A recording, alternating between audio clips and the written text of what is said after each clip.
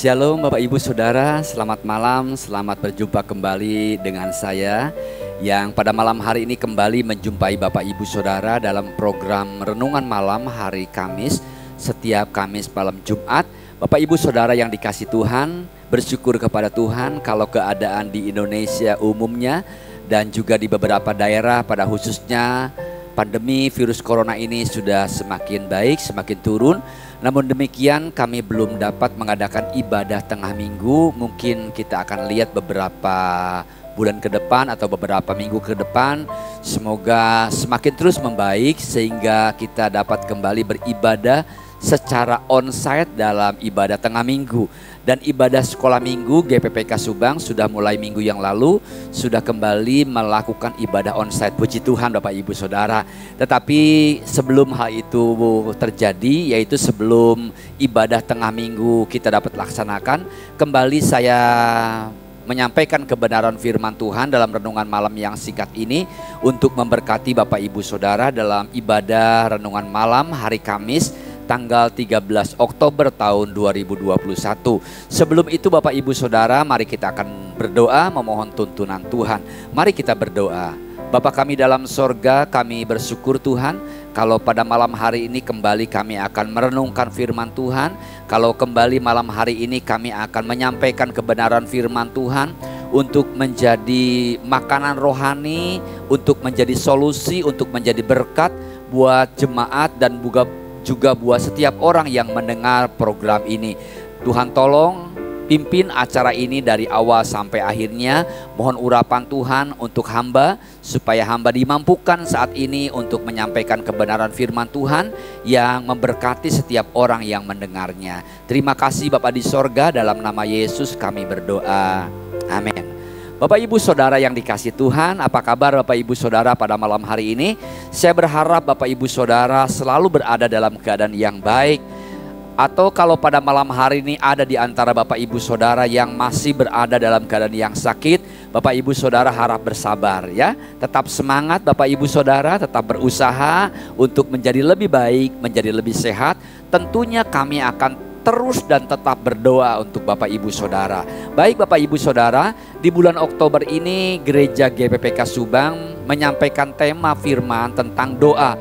Dan sejak minggu yang pertama kita membahas tentang doa. Malam hari ini pun juga saya akan menyampaikan firman Tuhan membahas tentang doa juga, yaitu dengan tema salah satu penghalang doa. Nah Bapak Ibu Saudara yang dikasihi Tuhan Yesus, tentunya ada begitu banyak orang yang telah menyampaikan doa kepada Tuhan. Saya nggak bisa bayangkan berapa banyak orang yang sudah menyampaikan doa kepada Tuhan. Namun di antara doa-doa yang disampaikan kepada Tuhan itu, ada mungkin pengalaman-pengalaman di mana Tuhan mengabulkan doa itu. Ada juga pengalaman-pengalaman yang kurang baik, yang merasa bahwa doanya setelah sekian lama belum juga dijawab oleh Tuhan. Ada berbagai macam reaksi atas hal tersebut Bapak Ibu Saudara. Ada yang mulai menyalahkan Tuhan, yang mengatakan, aduh Tuhan sekarang sudah begitu jauh, nggak lagi dapat menjawab doa saya. Ada juga yang sudah mulai menyalahkan pihak-pihak lain. Ada juga yang sudah menyalahkan juga hal-hal tertentu, atau ada juga mungkin yang sudah mulai putus asa. Doanya tidak dijawab oleh Tuhan sehingga mereka mulai mundur dari Tuhan. Nah Bapak Ibu Saudara, malam hari ini saya ingin menyampaikan kebenaran firman Tuhan. Apa sih salah satu penyebab daripada doa kita tidak dijawab oleh Tuhan, atau belum dijawab oleh Tuhan, atau sama sekali tidak dijawab oleh Tuhan? Nah mari kita lihat kebenaran firman Tuhan yang malam hari ini saya akan ambil dari kitab Yesaya pasal yang ke-59 ayat 1 sampai 2. Mari kita dengarkan firman Tuhan ini, supaya dari firman Tuhan ini kita bisa mengambil berkat, kita bisa mengambil kesimpulan bahwa kenapa doa belum dijawab oleh Tuhan. Ya, Yesaya 59 ayat 1 sampai 2 mengatakan sebagai berikut. Sesungguhnya tangan Tuhan tidak kurang panjang untuk menyelamatkan, dan pendengarannya tidak kurang tajam untuk mendengar. Tetapi yang merupakan pemisah antara kamu dan Allahmu ialah segala kejahatanmu, dan yang membuat dia menyembunyikan diri terhadap kamu sehingga ia tidak mendengar ialah segala dosamu. Bapak Ibu Saudara yang dikasih Tuhan, ayat ini sudah jelas menyampaikan informasi kepada kita tentang orang-orang Israel, tentang bangsa Israel. Tentunya Bapak Ibu Saudara dan kita semua tahu siapa Israel, bagaimana bangsa Israel. Bangsa Israel merupakan bangsa pilihan Tuhan. Bahkan Alkitab mengatakan bahwa Israel merupakan umat kesayangannya, biji matanya Tuhan. Tuhan sangat sayang sama Israel, Tuhan membela Israel, Tuhan memberkati Israel. Tapi dalam kitab Yesaya 59 ayat 1-2 ini mengungkapkan kepada kita bagaimana seolah-olah tanda kutip Tuhan tidak mendengar, Tuhan tidak menjawab doa dan permohonan orang-orang Israel. Bahkan orang-orang Israel pada waktu itu berada di dalam situasi yang sangat tidak baik, yaitu mereka dijajah oleh bangsa Babilonia, bahkan mereka diangkut dalam pembuangan Babel. Ya, sungguh suatu masa yang kurang enak dan tidak enak, sangat berbanding terbalik dengan apa yang mereka idamkan, apa yang mereka harapkan, bahkan apa yang mereka doakan kepada Tuhan. Mereka mungkin mengatakan bahwa Tuhan mereka itu Tuhan yang dahsyat, Tuhan yang membela, Tuhan yang sayang, tapi kenyataannya hanya terbalik, berbanding terbalik dengan kenyataan yang dialami. Apa yang terjadi Bapak Ibu Saudara?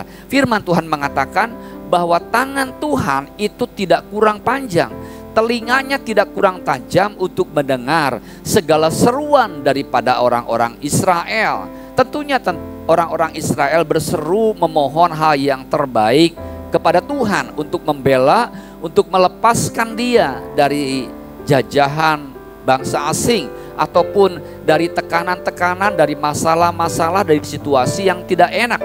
Tetapi selama 70 tahun seolah-olah Tuhan membiarkan hal ini terjadi. Kenapa Bapak Ibu Saudara?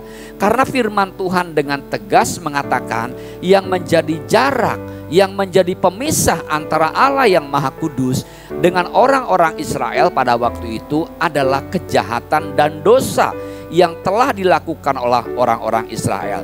Bayangkan Bapak Ibu Saudara, orang Israel ingin ditolong Tuhan, tetapi sementara mereka tidak mendengar, tidak mentaati perintah Tuhan.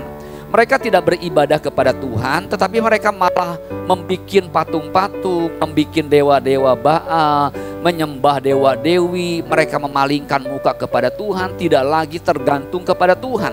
Maka tentunya Tuhan sangat tidak suka, tentunya Tuhan sangat marah.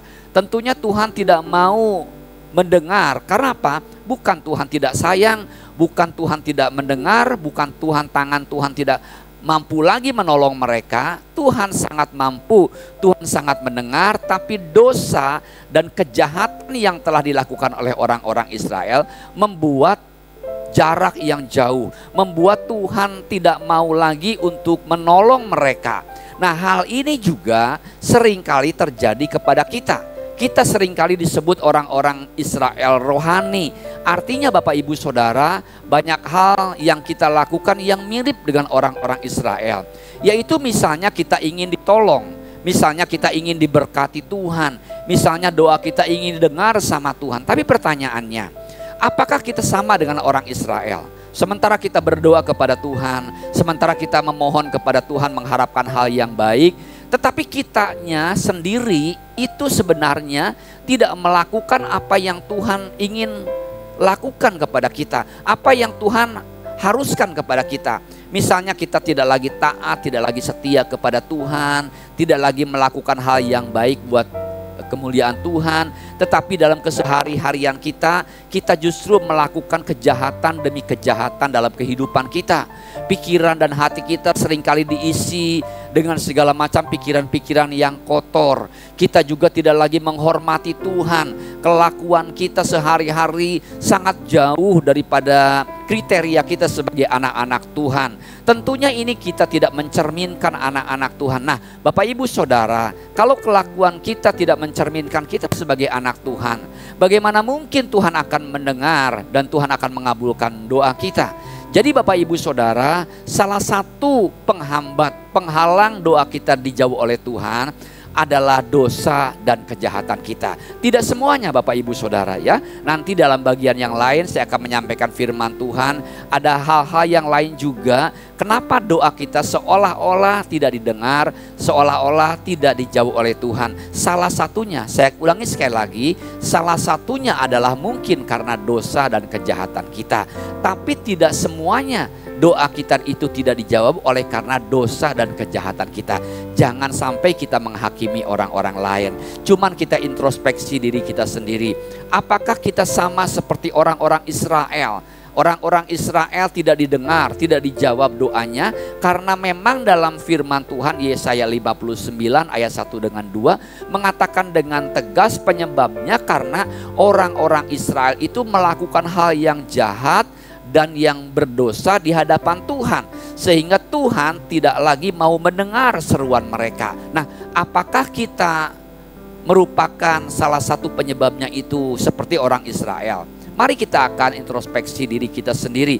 Apakah kita sudah setia kepada Tuhan? Apakah kita sudah dengar-dengaran kepada Tuhan? Kalau di antara Bapak Ibu Saudara dan saya masih di sini di dalam hati kita menyimpan kebusukan, menyimpan kejahatan orang lain, kita melakukan hal-hal yang tidak berkenan kepada Tuhan. Banyak orang-orang Kristen yang sementara menjadi orang Kristen, dia beribadah kepada Tuhan, tapi dia masih melakukan hal-hal yang tidak Tuhan kehendaki, yang menjadi sakit hatinya Tuhan. Saya punya pengalaman, ada seorang yang sakit, sementara dia minta tolong didoakan oleh pendeta, tetapi dia juga pergi ke berhala-berhala. Dia juga pergi ke dukun-dukun untuk minta kesembuhan. Nah, Bapak Ibu Saudara, ini semuanya sama seperti orang-orang Israel. Tidak baik Bapak Ibu Saudara. Tuhan berkata kamu tidak bisa berdiri di atas dua perahu. Jadi Bapak Ibu Saudara, kalau Bapak Ibu Saudara dan saya ingin ditolong Tuhan, full fokus kepada Tuhan. Jangan kita berpaling kepada hal-hal yang lain lagi. Apalagi mohon maaf, ke roh-roh jahat ya, ke dukun-dukun dan lain sebagainya. Itu tentunya firman Tuhan dengan tegas mengatakan sangat dibenci oleh Tuhan. Bapak Ibu Saudara, mari kita belajar untuk setia kepada Tuhan. Mari kita lihat hati kita supaya hati dan pikiran kita bersih di hadapan Tuhan.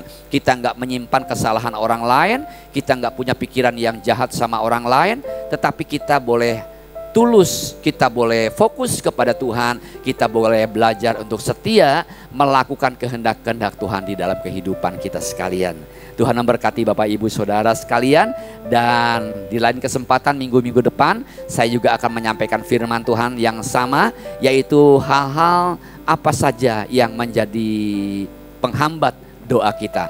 Malam hari ini saya baru menyampaikan satu, yaitu kejahatan dan dosa kita. Kita berdoa Bapak Ibu Saudara bersama-sama sebelum kita akhiri, dan mari kita mohon supaya Tuhan memberikan kepada kita roh ketulusan, roh lemah lembut untuk kita mau belajar di hadapan Tuhan, untuk kita mau belajar menurut dan setia kepada Tuhan. God bless you all. Kita akan berdoa bersama-sama. Bapa dalam sorga, kami tunduk di hadapan Tuhan, kami mengintrospeksi diri kami Tuhan.